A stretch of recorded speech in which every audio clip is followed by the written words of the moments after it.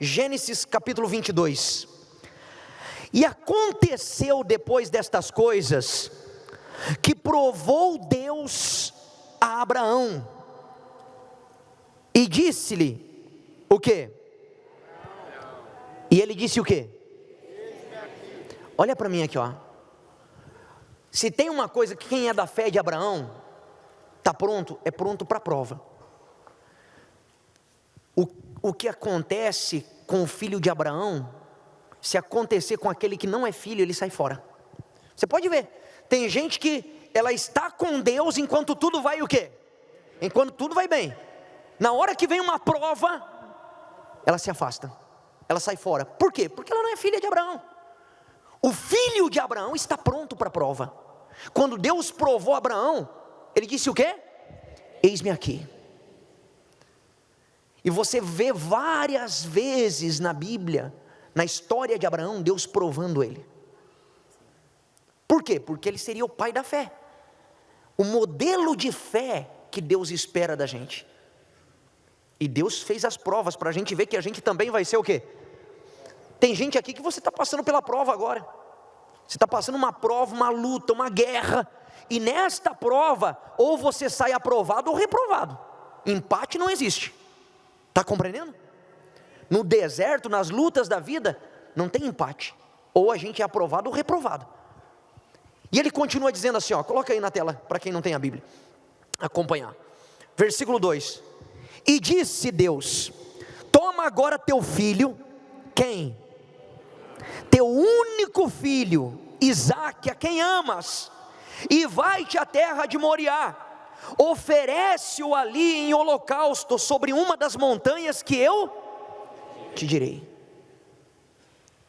Psiu. Qual era o sonho de Abraão? Ter um filho. E o que Deus pediu para ele agora? O sonho dele. Me dá o teu sonho. Aquilo que você sonhou a vida inteira para conquistar, e que na velhice você conquistou, me dá ele agora. Sabe o que é isso? Deus precisava que Abraão entregasse Isaque? Deus queria Isaque morto? O que Deus queria então com isso?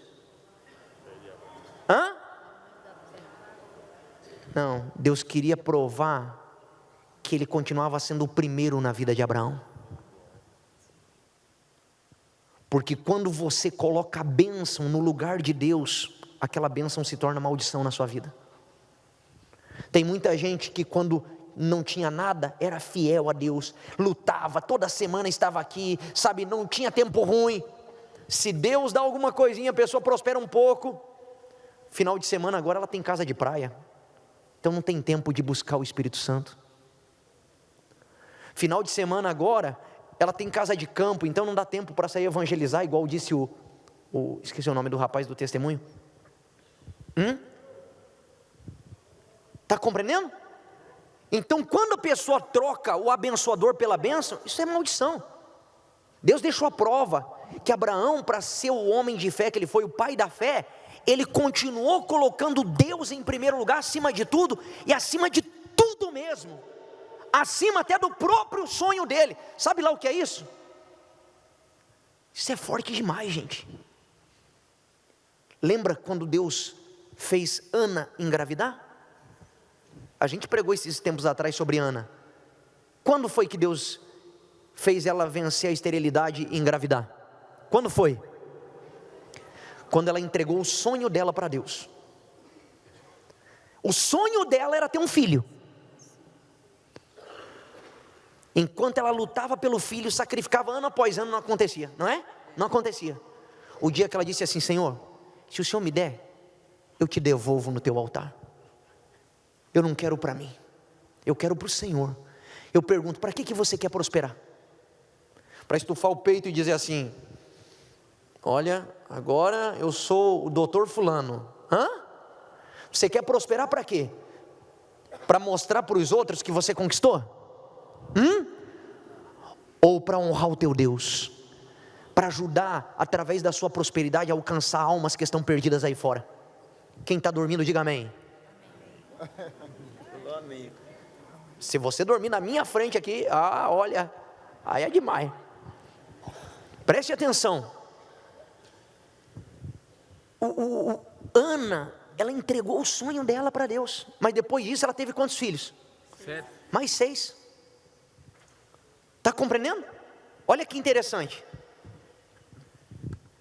Tem gente que ela vem na igreja só em função do sonho dela, o sonho aqui nesta terra, o sonho de ter um carro, de ter uma empresa, de ter uma casa, de conquistar. Mas não é isso o sonho que Deus tem para você. Você acha que Jesus morreu na cruz para te dar um carro novo? Jesus se entregou na cruz para te dar uma casa nova? Foi para quê? Foi pela tua alma. Então o sonho de Deus é que primeiro você seja salvo. Que você seja salvo. Se você estiver salvo, as demais coisas... Foi o que aconteceu com ele. O primeiro sacrifício preencheu o vazio. Ele se entregou no altar, o vazio acabou. Aí Deus começou a acrescentar. Foi dando ideias, sabedoria, a coisa foi acontecendo. Está compreendendo? Porque para Deus é melhor ter um pobre salvo do que ter um rico perdido. Então, é isso que as pessoas têm que entender. Essa fé de abrir mão. O que eu tenho que abrir mão que está atrapalhando a minha vida com Deus? E por conta disso, sabe, até as outras coisas da vida é bagunçada, é fora de ordem. Conquista, perde, não tem estabilidade. Por quê? Porque não conquista com Deus. Agora, quando você tem Deus como Senhor, Ele vai guiando você, Ele vai conduzindo você. E diz assim, olha que forte, versículo 3. Deus pediu o filho, aí ele ficou lá debatendo com Deus, não foi? Não. Olha o que ele diz. Então, levantou-se Abraão, o quê? E albardou o seu jumento, e tomou consigo 2 dos seus moços, Isaque seu filho, cortou a lenha para o holocausto, e levantou-se, e foi ao lugar que Deus lhe dissera. Ao terceiro dia, levantou Abraão os seus olhos e viu o lugar, o quê? E disse Abraão a seus moços: ficai-vos aqui com os jumentos, eu e o moço iremos até ali, e havendo adorado, tornaremos a vós. Isso aqui é forte demais, olha para mim. A Bíblia fala lá em Hebreus, Abraão disse: nós voltaremos. O que ele quis dizer com isso? Que os 2 voltariam. Mas Deus não mandou sacrificar Isaque? Por que ele tinha certeza que Isaque ia voltar? Porque antes de Deus pedir Isaque como sacrifício, Deus falou para Abraão: de Isaque vai ser gerada a sua descendência. E Deus não podia voltar atrás no que ele falou. Lá em Hebreus a Bíblia diz que ele considerou que Deus era poderoso para ressuscitar Isaque. Ele ia sacrificar, mas Deus ia fazer Isaque ressuscitar, voltar à vida, para gerar descendência, porque Deus disse que era de Isaque que sairia a descendência. Olha isso, olha a confiança.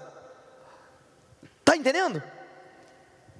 Imagina você crer em Deus sem reservas, você ter coragem de entregar o seu futuro, a sua vida. Tem gente que não entrega um namoro errado que Deus pede, tem gente que não entrega um pecadinho que Deus está pedindo, entrega essa mentirinha, para de mentira, a pessoa não entrega, mas quer uma vida nova, mas andando numa vida velha, não vai ter vida nova enquanto não abrir mão da vida velha. Eu estava falando hoje de manhã, a minha esposa, ela namorava com um rapaz antes de namorar comigo, e ela fez fogueira santa por ele, fez votos por ele, fez propósitos por ele, e ele não queria nada com nada. Aí a mãe dela falava para ela terminar com aquele rapaz. O pastor, na época, ela disse que falou com ela, que aquele rapaz não era para ela, e ela nada, não, é ele. Aí teve um dia, que ela na reunião, ela foi orar, fechou os olhos, Deus falou com ela. Deus falou assim: eu não sou o primeiro na sua vida. Ela disse que na hora deu um choque, sabe quando vem aquela voz forte que chega estremecer? E ela começou a chorar, e não parava de chorar, foi para casa chorando. A mãe dela preocupada, ligou para o pastor, não sei o que está acontecendo com essa menina. Ela ligou para o rapaz, falou assim: a partir de hoje acabou tudo, a gente não tem mais nada. Ele falou: você deve estar aí com algum conflito, amanhã a gente conversa. Passou 1 mês, nada, 2 meses, nada, e ela não volta, e ele tentando, até que um dia ele reuniu todo mundo no colégio que conhecia ela, se ajoelhou na quadra com um buquê de flor na mão, com todos os alunos que conheciam eles, colégio pequeno, e falou assim: volta para mim. Ela disse: eu não volto mais para você. E olha o que Deus deu para ela. Mas olha só. Mas você está entendendo? Quando Deus fala com a pessoa, meu Deus do céu, não tem como dizer não para Deus. Mas o problema de muita gente é que ela não ouve a voz de Deus.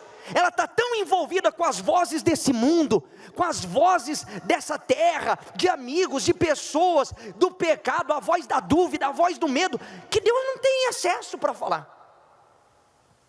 E Deus só fala com quem Ele sabe que vai obedecer. Por que Deus vai perder tempo falando com alguém que não vai obedecer? Tem gente que não se sente acusado pelo pecado que ela faz, pelo erro que ela faz. Por quê? Porque Deus não fala. Deus sabe que ela não quer abrir mão daquilo, ela não quer uma vida nova. Agora pode ser um bandido, você pode ser a pior criatura da face da terra. Se você chegou aqui hoje quebrantado e dizendo assim: meu Deus, eu não quero mais essa vida, não aguento mais essa vida, eu cansei de ser quem eu sou. Hoje Deus te dá uma vida nova. Hoje, não é amanhã não, porque Deus não demora. Quando você se entrega por inteiro, Ele vem por inteiro. Deus não dá o Espírito por medida. Amém, gente? E aí já era. Quando Abraão obedecia a Deus, obedeceu, ouviu a voz,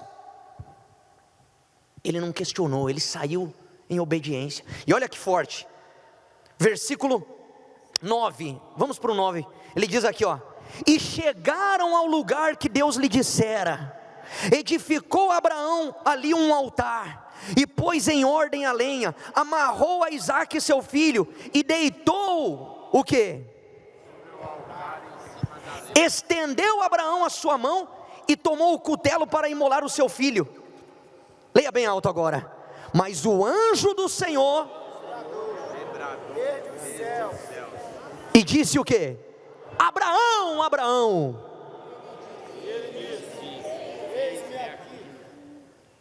Então disse: não estendas a tua mão sobre o moço, e não lhes faça nada, porquanto agora sei que temes a Deus, e não me negaste teu filho, teu único filho.